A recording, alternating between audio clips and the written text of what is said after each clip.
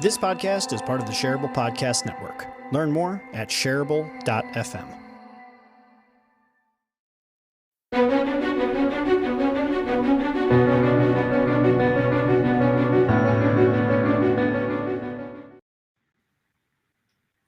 Hello, everybody, and welcome to the Hero Council. Today I'm with Parchelle, Tashi, and we're going to be talking about the future of creative work. So I just want to get started here. Parchelle, I want to get started kind of like actually talking a little bit about like the last 10 years of creative work. Like just in our lifetime, we've seen like a lot of transition. Like the most notable one was the transition from analog to digital. Because like, you know, we both grew up with like cassette tapes were still there, and a lot of people were still using vinyl. And then, you know, there was the transition from digital to CD, and then eventually MP3s, and then there was the iPod, and then this happened with photography. We saw, like, when I was in college, there was still a lot of analog photography going on, and then like shortly after that, everybody transitioned over to digital video. I think was just taking over also when I was going to film school. And this is like impacted pretty much every creative medium. I guess pretty much every medium every career out there. And in some ways, it's been super great because it's democratized like creative work. And so like everybody's a photographer now, and everybody's a videographer now. In other ways, it's really been like somewhat destructive to a lot of people who had careers in these fields and did things for a certain way for so long. And then it also just like kind of created a lot of new careers that were probably inaccessible a little bit before then. So I kind of wanted to start there and just being like, what has like the last 10 years been like for you as you were like, this has been the prime of you like developing what you were going to do for, you know, the foreseeable future. And did everything. Like for me, it was a very anxiety-inducing period when everything was transitioning so quickly. What was your experience like?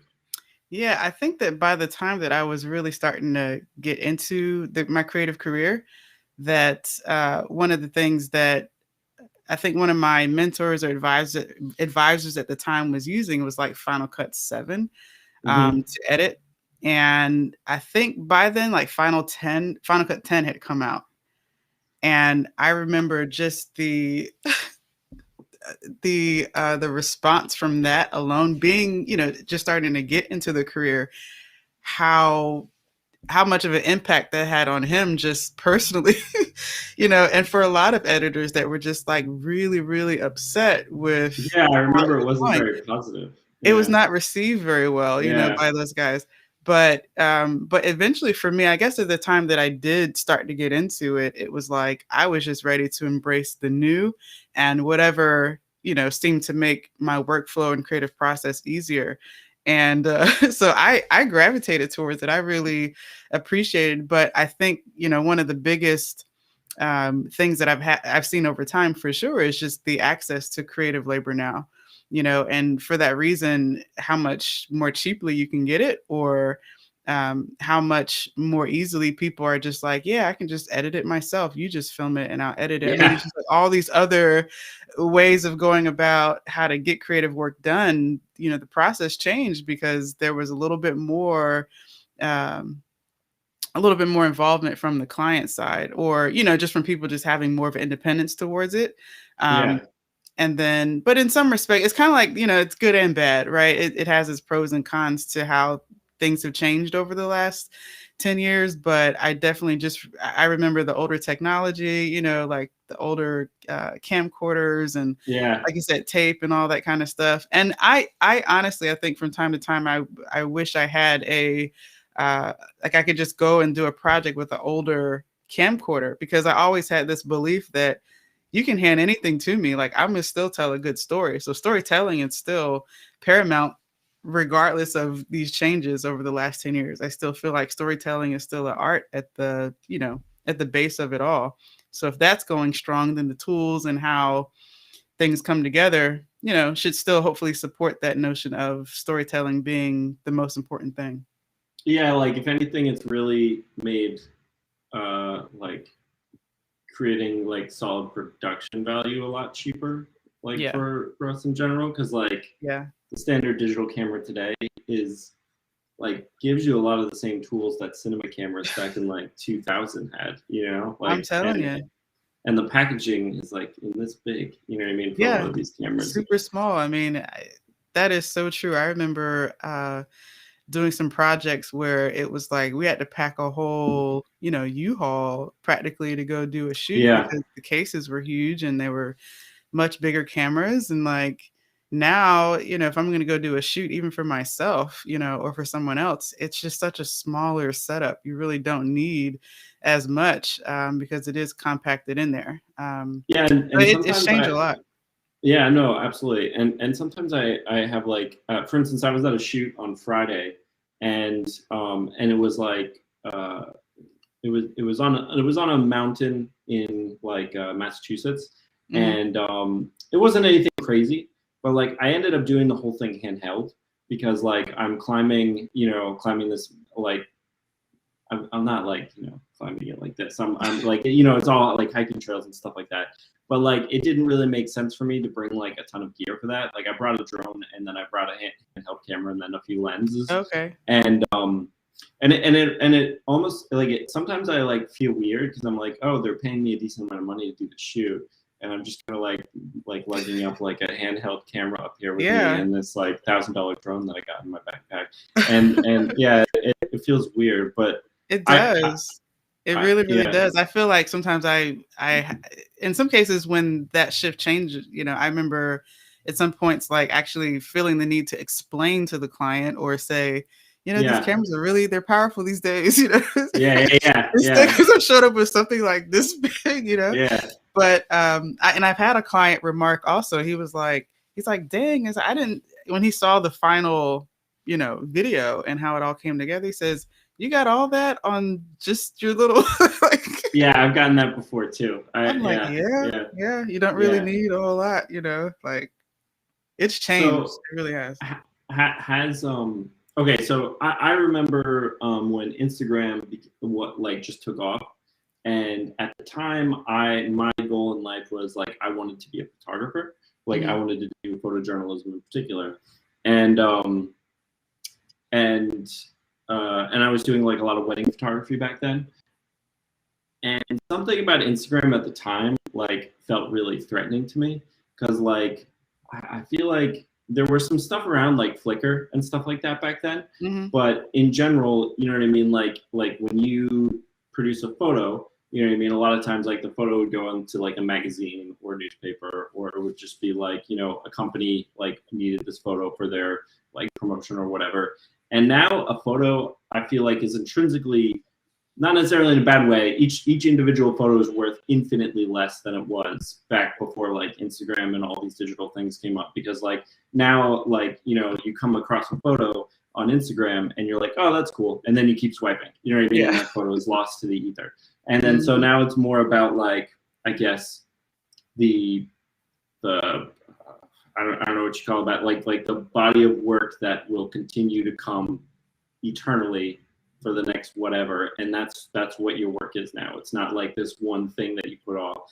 And it also kind of and tell me, I don't know, because I know you do something a little bit different than I do, but like I feel like the value that we bring to clients is like we'll consistently make good work for you, and you can rely on us as a partner to help you fill these feeds that you need to like feed constantly. Yeah, and I think too, you know, for some people, you know, and clients, it's like the fact that things like Canva or, you know, Fiverr and these things exist, it almost even more so strengthens, you know, professionals in this space to be more, to stand out more, and to push us to bring more to the table, not just, you know, the ability to pick up a camera, record and edit and do whatever you say. It's like there's a lot more that, you know, a lot more value that we can bring to this. And I think, you know, Chris Do is one of my mentors with the Future. And, you know, he always talks about, for real? He always talks about like, you know, essentially becoming that expert, you know, having a niche, having something that you know, are very specific in what you're doing. And then, you know, making putting yourself to a point of value to solve business problems, right? Creatives solving business problems. And when you start talking about a business problem versus, just this asset that needs to be created, your value goes up 10x because now you're addressing a specific need or problem in the business. And with that, it just requires creatives now to have more of a business mindset or a way of understanding how business works in some degrees. And Chris is a big proponent of that. And that's like been a huge differentiator for him, as an educator and a agency owner. It's funny you mention that because I have like a Post-it on my desktop because I was listening to a video. He was talking to a brand strategist. I can't remember who. And this guy was doing brand work back in like the 1960s and 70s, and he helped do a lot of stuff to define the field. And he said this one thing, what was it? Whatever design skills you have becomes weaponized when you understand brand. And I feel like that speaks to being able to understand the business conversation that's going on and being able to understand their problems. And you said something specifically when you brought up Canva. And I'm interested in what you think about Canva, because I had been doing all my design work, and if I was building a deck, I'd build it in InDesign or Illustrator or something like that. And then Canva felt like it came up, snuck up behind me. And then before I knew it, everybody was using Canva. And so when you said that tools like that give designers potentially a lot of value to offer. What do you mean by that? What I mean is that if you're in a conversation with a client or a prospect and they're like, well, I can get it, can I get this done cheaper? Why do I need to give you $1,000 to do that? It's like, you know what, you can definitely go to Fiverr. I've heard Fiverr might have some people on there, or you can check out, Canva. It's like you can give them the opt out, if you will. And sometimes when you do that in that negotiation stage or just talking about the money, it makes you as a creative feel more confident in what you're bringing to the table. You're basically saying, hey, if you want to spend $5 on this, if it matters to you, if this is not a big business problem to be solved, then I highly recommend check out Fiverr, check out Upwork, check out these places. It still allows you to, as a creative, to be an advisory consultant, to direct them in a way that they feel like they need to go. But most of them don't want to go that way. They know about Fiverr, they know about Canva. Yeah, they could do it themselves, but they're on the phone with you. You know what I mean? Yeah, absolutely. So has the, what would be the best way to put it? Has the kind of climate where technology seems to be accelerating, and for instance, every new iteration of Premiere or After Effects, it seems like the AI is getting better at taking over your manual labor in those pieces of software. Has the anticipation of what might come next led you to be more considerate of the business conversation versus the design conversation? Yeah, it did, for sure. Because everything is it keeps changing. It keeps changing. But at the end of the day, if all I had was old school iMovie or, I still feel like I could tell a really compelling story. You can give me any set of tools, something to shoot with, something to have clear audio, and a way to piece it together. Give me any, that would be a fun challenge, right? To me, it's what can you create with what right, about business, about what, the psychology of people, marketing, all those other skills come into play. And design, though it is important, it kind of just becomes what you're able to do with what you have, and I think that the technology and how it changes, it doesn't concern me as much for that reason, because I know that I know how to solve business problems. I'm not just here to make a design, because at this point, Canva can make a design for you. All these tools can make those designs for you. It's true.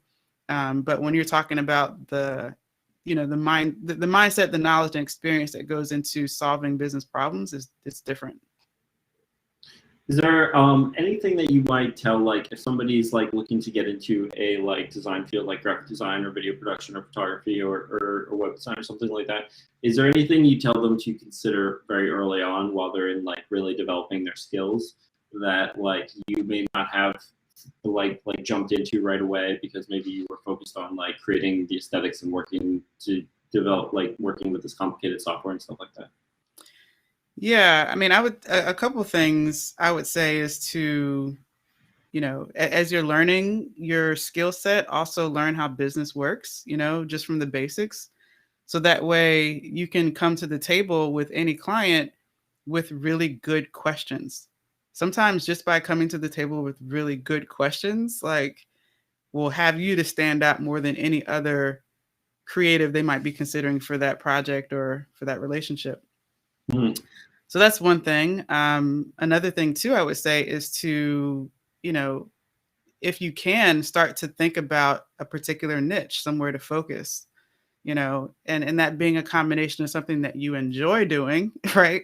And that there's a need there for it. I've been a part of too many, I can't tell you how many industries, and trying to niche all the time just to find what worked for me, or to find that balance, something that works for me and works for them in terms of it being fun, and not something that's like, you're just doing it because at some point you're going to get tired of it, So just to make an effort to follow the breadcrumbs of the things that that you enjoy, and allowing that to sort of guide how your career unfolds. Again, referencing Chris Do, when sometimes when we introduce ourselves, it's not just, hey, I'm so-and-so and I do graphic design, or hey, I'm so-and-so and I do video. He's like, who do you specifically help and what do you want to be remembered for? Like, what kind of work do you want to do that will mean something, and it just goes to a deeper place of your own passions and the things that interest you, to help this career, this path that you're on, to be something that you do care about and you enjoy, and to know that you can have both. So before you mentioned that you generally have your background allows you to have good questions when you go into a client conversation. Mm-hmm. What kind of questions would you be ready to ask if you were going to meet with a new client who had a new problem? Yeah. So I kind of follow a couple different formats. One is to understand what their needs are, or actually to ask them things about their business. So if they say, yeah, we're looking to, because this just happened the other day, we're looking to get a new video on our website. Oh, great. What's going on with your website? Why is this important to you right now? Yeah. At what time does this need to be in place, right? What are the results of this? What's happening? You just kind of get curious, why is this person asking me for this? What's in it for them on the back end of this working out and this being something that helps them. So you just kind of get curious about those kinds of questions to understand how this video helps their business. And to get specific, sometimes I start asking numbers too, well, how many people are going to your website right now? And this is what I mean by those business and marketing, things that you also, it would benefit you to be aware of, and to ask questions about, specific to their need. Oh, we're trying to get so-and-so, response from this ad. Okay, have you done ads before? How did that work out for you? What do you wish was better? Just get really curious and just ask some questions, and repeat back what you hear. Sometimes that alone is such a huge validation and rapport builder, because they actually feel like they're being heard, and they don't want to repeat all this juicy information to another person. They've already spent however much time going into the depths of their business problems, and why they're reaching out to you.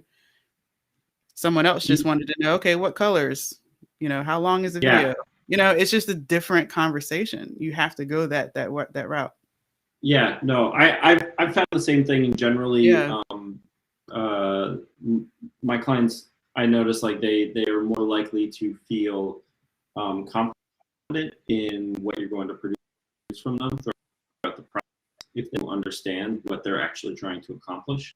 I don't know how normal that is for creatives at the moment. I feel like within the next 3 years, it's going to be like standard practice is really deeply understanding their goals and what their business is doing and stuff like that. I'm not sure if right now that's what creatives are doing in general. And I would definitely consider that I don't know. At the moment anyways, I consider that a differentiator. You know what I mean? When I'm talking to them, I'm going to understand your goals, and when we make a creative choice, it's going to always like connect back to those strategic goals that you guys have, Exactly. and the nuances of your business.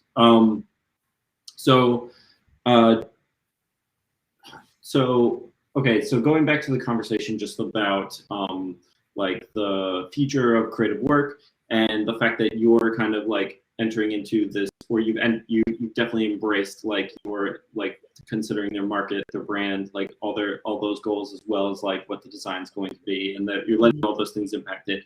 Do you ever feel like you've become a little bit more distant from the creative work that you wanted to do to begin with, now that you're focused on a lot of these other areas?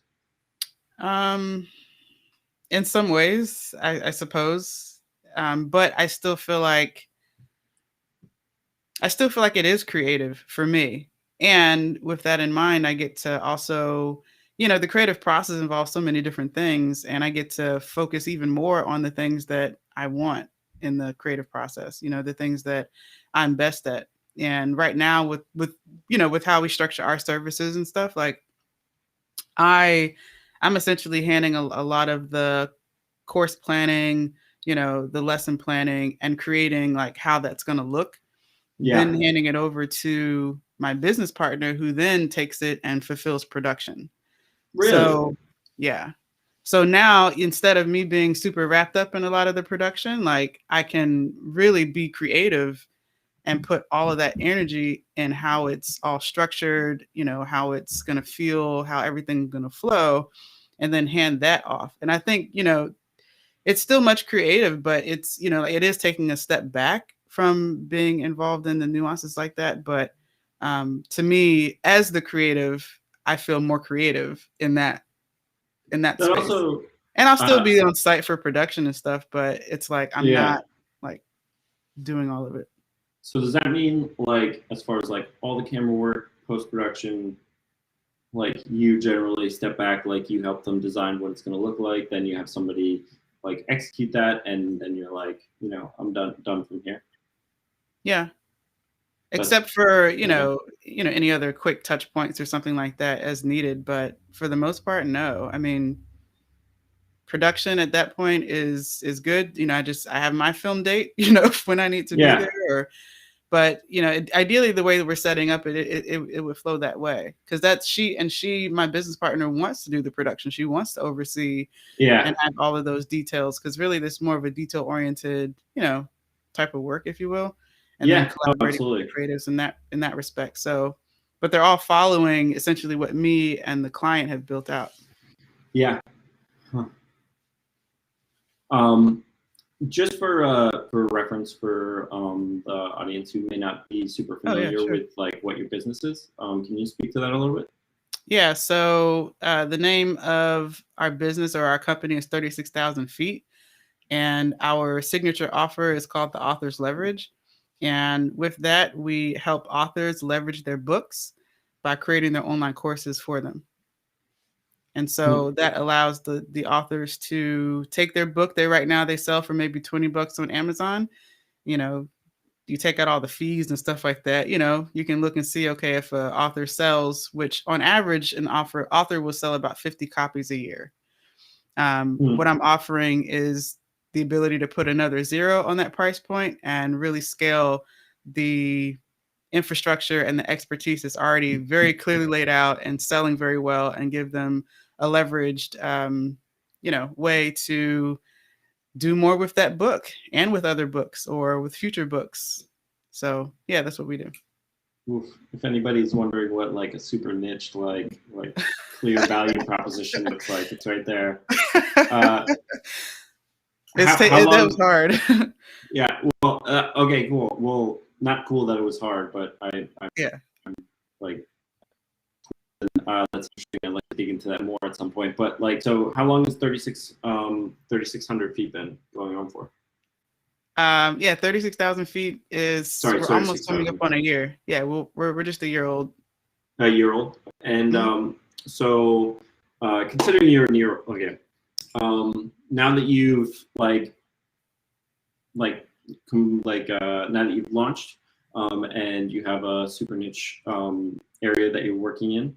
Have you found, because I hear Christo talk about like the importance of niching, especially as you grow as a creative, like have you been able to enjoy some of the benefits that supposedly come with niching, and specifically like being able to like reach out to targeted clients and being able to charge more because you have a specific expertise in that very, very niche area? Like what has your experience been so far? Yeah, I mean, I do a lot of networking. Yeah. And, in these networking opportunities, you over time, when I would say something or mention what I do, it was just like, okay, cool. Like, that sounds cool. Like, if I think of anybody, I'll let you know, right? Kind of a thing, and how we would help each other. But with just in what I just stated, what we do and how we help people, it's like right away, oh, I know exactly who I need to connect you with. Oh, I know an author. It's just, just for some reason, like you can go right to exactly what it is that you're talking about with just more clarity.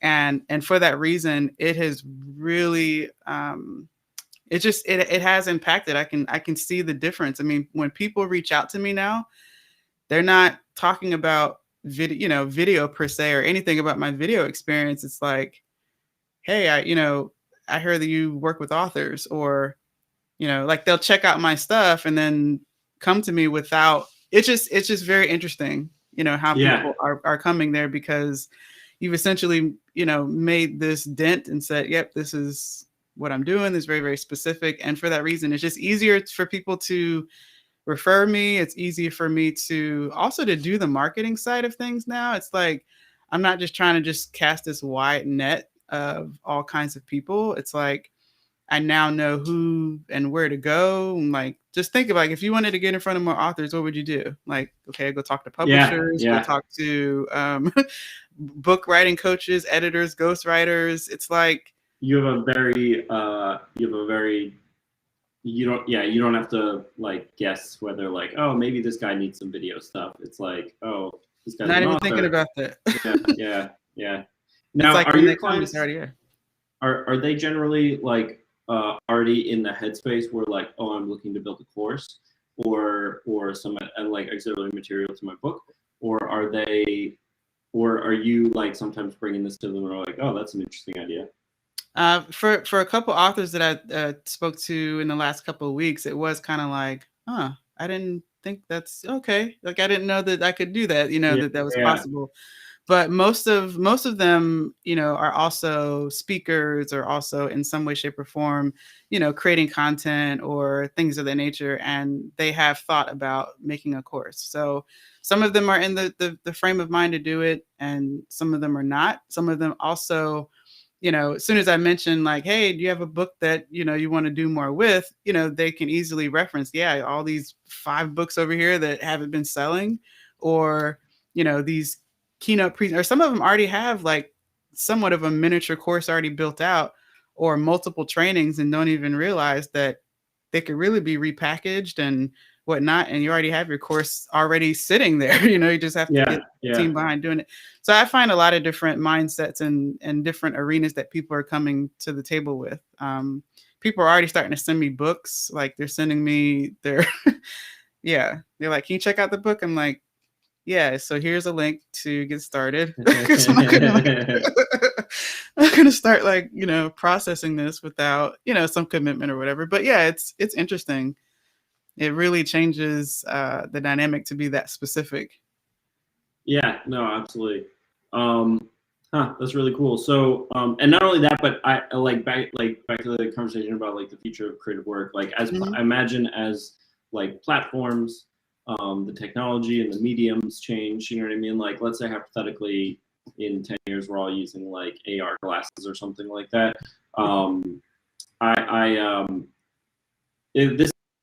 This doesn't seem like an idea that would really like you change your execution. You mean like you could still build courses, but maybe you're using this AR video recorder and then it projects stuff on the I don't know, but it just seems like something that's a little bit more immune to like the just rapid changes in platforms, and it's not at all reliant on the fact that you have to do all this manual labor that might be taken over by some other piece of software at some point someday.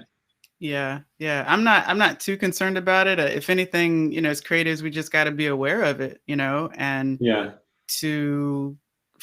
and in most other industries, trying to determine what is our value alongside AI and alongside technology that can take over some decisions, with creative work and stuff like that, and build stuff out for you. I saw someone that made a post one day that says, wouldn't it be great if there was some software that could, like, you give it your assets or whatever, and then it automatically creates your ads, your videos, your landing page, your just it completely laid out exactly what a whole marketing agency or creative agency would do.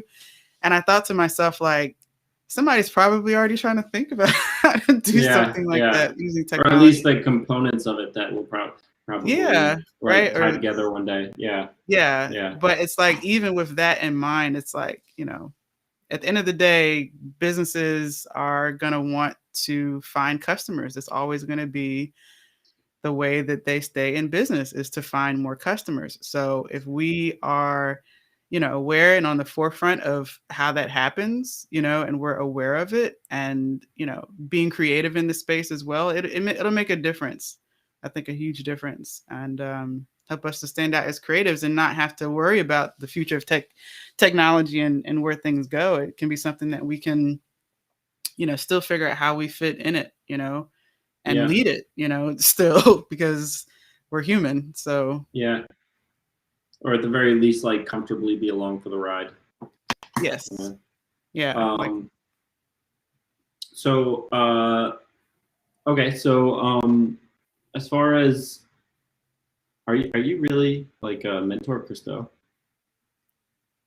Yeah, I'm one of his mentees or whatever. Oh, that's awesome. Sorry, yeah, he's. I'm a big fan of From the Future. I like. Are you part of the group? I've been considered. Wait, is it which pro part's the group? I don't. Okay. Not yet. Yeah, it's something Okay. I've been considering. I joined a couple other groups recently, but that's like my. I told my wife, I was like, once I'm making this much, I'm gonna join this group. And yeah, Chris, he's one of the people, and what I'm sharing about what I'm doing with authors, like he helped with sort of helping me to see that, and gave me some feedback on our packages and offerings and stuff like that. And he's going to be a guest on my podcast that I'm doing, starting, called The Author's Leverage. Yeah. That's awesome. So, yeah, he agreed to be on that. So I'm like, oh my gosh, this is so awesome. Yeah. Okay. So, all right. Yeah, no, I'm pumped for that.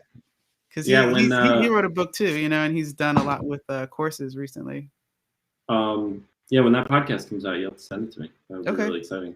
How many episodes is your podcast into right now? It hasn't launched yet, so we're still getting, but he would be episode number 8. Cool. We should do an episode about your podcast when your podcast launches. Absolutely. Yeah, that would be super cool. Cool. So what is, just to like kind of cap up now, what is one thing that you're like super into right now? Is there anything you've just suddenly become obsessed with recently? Geez. Okay. Well, you guys know I'm into like meditation and stuff. So I recently came across more information about transcendental meditation. Okay. And I've just been, been into that, and just curious about learning more about that. And so far, just from what I've learned and been understanding, it's been really helpful. Can you give me like a brief? I was like, probably should share more. Yeah, I looked it up, and then I was like, oh, this looks like I need to explain this to me. So there's all different types of meditation, right? Meditation is great because it's a way of sort of quieting the mind to understand the other ways of life and intelligence beyond the surface, right? When we consider the surface, right? When you start to go beneath the surface, it's you just get deeper and deeper into I guess, you just in your mind being quieted to have access to these higher levels of intelligence, right? When we look outside and you see the plants and you see trees growing, they're not straining to grow. They're not like striving to be a good tree. They're just a good tree. It's something that naturally comes, and it's because they're, it's a different type of intelligence that's more simple. And the more simple you get, the more effortless and beautiful things are. And so that's sort of what transcendental meditation it leads you to. It's a way of turning your mind, instead of being focused on the surface things and what's on the outside. It's a really interesting way of like turning the mind to focus within yourself. And in doing that, as you start to just kind of become more and more effortless in a sense, right? Your mind still might be going and all that, but it's just a way of just being at ease. And and it's eventually getting to this place where there is a sense of effortlessness. And as you spend time in that space, when you spend time not so much on the surface and in the external world, you really start to easily, it's like going to a gas pump and you kind of fill up on these things from that intelligence that really don't need any explanation. It's just what it is. It's powerful. It's beautiful. And those things, it's kind of like you keep it with you. And then when you come back to the surface world, in your real world, in your real life self, your consciousness grows, and a lot of negativity starts to kind of just fall off a little bit by bit. Tension, stress, things like that, because from that deeper place within all of us is love, is purity. It's no fear. There's nowhere to be. There's nothing you have to be. You're good enough. Like all of those things are just, it just is. And anyway, it just kind of carries over. Somehow it stays with you, and it can come with you when you come back into your, your egoic self, or who you think you are.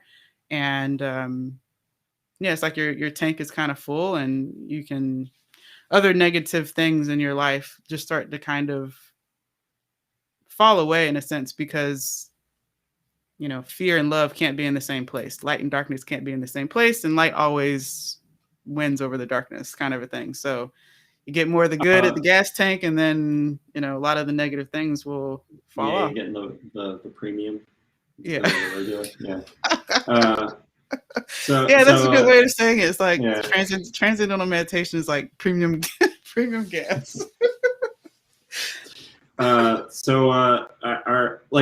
right, one last question about that. So, as far as like the other forms of meditation that you've done in the past, have you noticed like a big difference between this? And also, and a part B to that question is, should you start with something else if you're like before jumping into transcendental meditation, or is it something that's like accessible to everyone? Yeah, there's all different types of meditation. It's really just levels of how engaged your mind is. Yeah. Right. Because you can go into more of a meditation where your mind is, your eyes are closed. So you're already kind of pointing your mind inward. And in doing that, you can engage the mind. You can start to visualize things, get creative and all that kind of stuff. But all different types of meditation, it's just a different level of engagement with your mind, and things that you're thinking about. But with transcendental meditation, it's like your mind, you just let it go. You don't even worry about it. It's kind of like right now, your heart is beating, your lungs are doing its thing, and you don't have any focused attention on those things, but they're still going and all that, right? And you are not your heart, you are not your lungs, you are not any of those things. Our mind is like an organism within itself, or it's like an organ.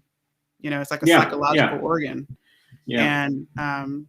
And so in that place of just being at ease and sort of being effortless, the mind can do its thing just like your heart is going to do its thing. Your lungs are going to do its thing, but you don't have to give it that level of focus. And eventually, it's like the way that it kind of starts to feel, I would say the difference is like if you're driving your car and you're in traffic, your mind, your thoughts are like, oh, I'm in traffic, oh, traffic, But like, let's say that you're on the 52nd floor of a building and you looked over and you saw traffic kind of coming down the road, you would be like, traffic. That's, traffic. Yeah, I'm gonna have to pick your brain Still about observing this the more. same thing, right? You still are witnessing traffic, but from a different perspective, to where you're not attached to it. Because that's where we all get hung up. It's like we're super attached to this outside world and completely sleep to the fact that there is another, world within us that is inside of all of us that is the same. And to me, it just kind of gets more deep in that place. And that's something that I always been super interested in at the end of the day. Like, it's one of my biggest values is like spirituality and going within, because I feel like that's always the ultimate answer to anything that you're experiencing or going through. It's like the ultimate math problem. That's the answer. Yeah. I was gonna say like because I got, as you asked me before we started, like I got married a couple weeks ago, and I like once I like came, like we didn't really like have a honeymoon or anything. Like we went away for just like a couple days, and then Christina had to go back to work, and we were planning on going to like Korea like sometime in 2022, and when I got back, just between like all the stress and all the stuff that was going on between work and the wedding simultaneously, and just like jumping back into work, when I got back, I just felt like I still feel this way to some extent, because I wasn't sleeping that great either because of all the anxiety that I had around it. I just like as you're describing it, I don't know. Like my brain was a mess, and I was like, I got to do some work on this to kind of like reset, because I know. I could talk about it forever. It's like your mind presents a thought, and then it's like you grab a hold to this thought and and it takes you so deep into it. You're like, and then like emotion gets tied to the thought, and then now like you had this thought which evoked this emotion, and now you're in a mood, and now you're associating other thoughts to this emotion, and now you're making decisions based on that emotion. It's crazy. So like it's just a catastrophic failure until until you catch yourself. That's the thing. It's like it used to take me like a week to catch myself, right? Now through this process of seeing the mind as something that's just an organ, right, that just needs health, it needs to be taken care of, you know what I mean? Like to perform better, so that way I can use it when I need it, because it still is powerful. It's like creating that separation is huge. Like, you are not your mind. And the more you do that, it's like that reaction time, it just gets shorter and shorter and shorter. So it's instead of going 3 hours down the rabbit hole of this thought that you don't want to have, how can we catch ourselves in a quicker time to wake up? You know what I mean? To come back to, you know what? That's not true. That's, I can make a different decision and not even consider that thought or trip over it. Because I used to be like way more like it definitely is like exercise, because I used to be way more consistent about meditation when I was younger, and I still like I don't meditate super consistently at all anymore, but I still like see the benefits that I had gained when I was doing it consistently, because like I will notice when I'm in a certain headspace and I can kind of like do something to kind of like get myself, like center myself or bring myself back to reality to some extent, or at the very least like just realize the headspace that I'm in, and I shouldn't be making any strong decisions right now. Right. This headspace does not reflect reality.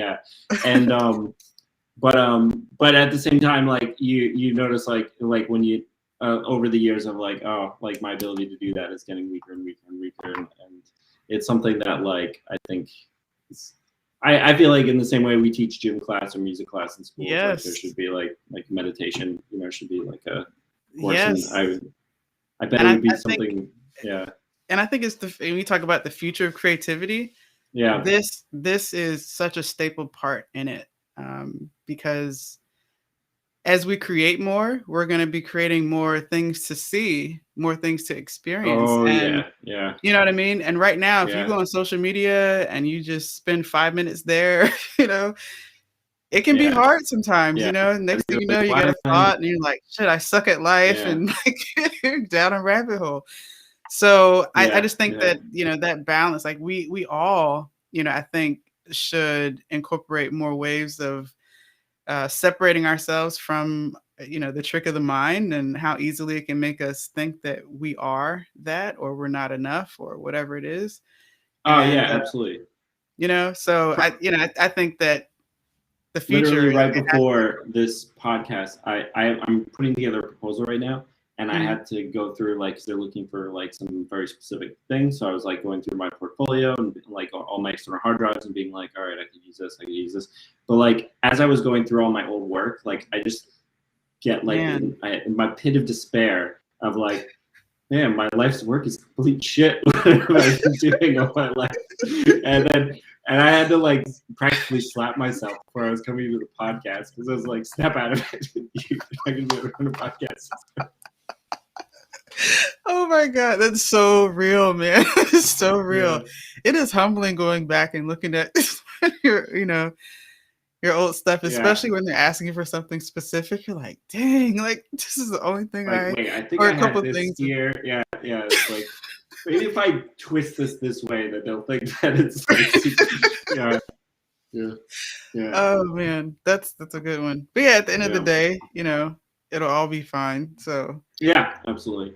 And there's always never as like nobody critiques your work like you do. You know what I mean? Like, oh my gosh, see every little flaw that you perceive as a flaw that everybody else may not even perceive as a flaw in everything.